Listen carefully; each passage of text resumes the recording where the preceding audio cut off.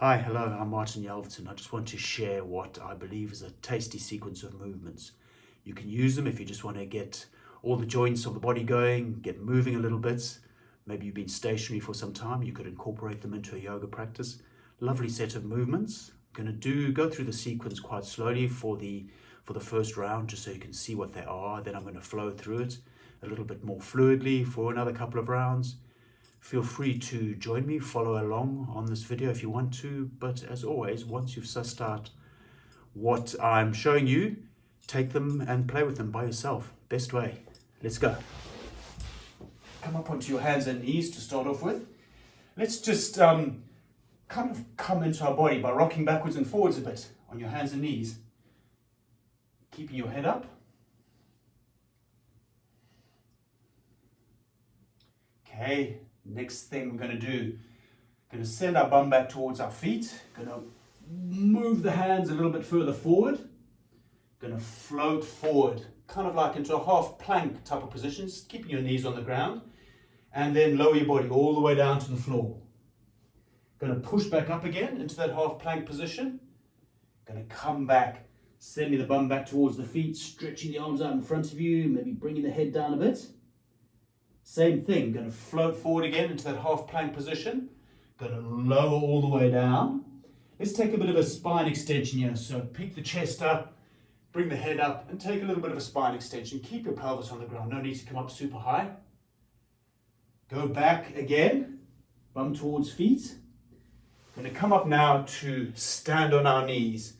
So take your hands and put them back of your pelvis, just where your spine fits into your pelvis, sacroiliac joint area. And kind of keep your pelvis to the front and take a little bit of a back bend here. You can take your head back if you want, keep it up if you want, but kind of arch your back backwards a little bit. Keep the pelvis going forward. Straighten up, and now we're going to come back down to sit on our toes. This can be quite a lively position.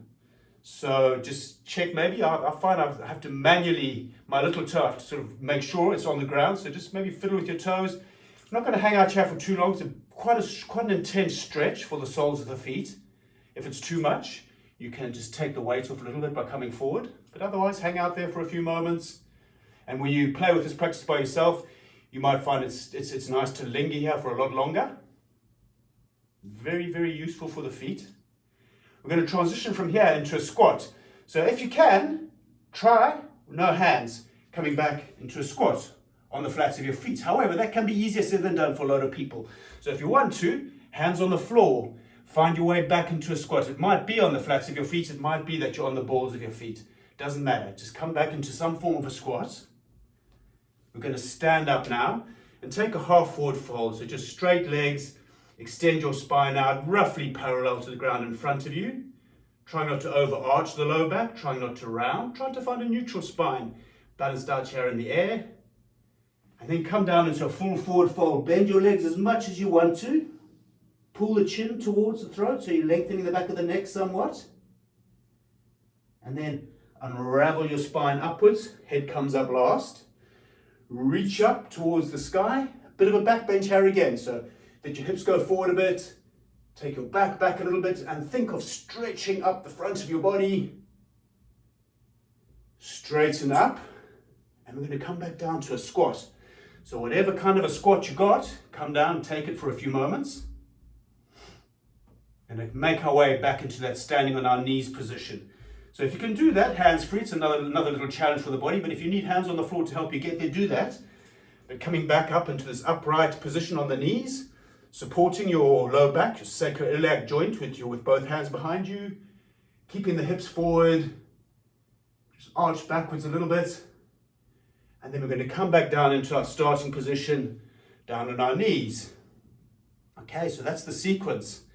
Quite simple, and as you'll see, you could add lots of different things to that along the way, if and when the urge takes you. But let's just flow through exactly what I've shown you a couple more times, a little bit more fluidly.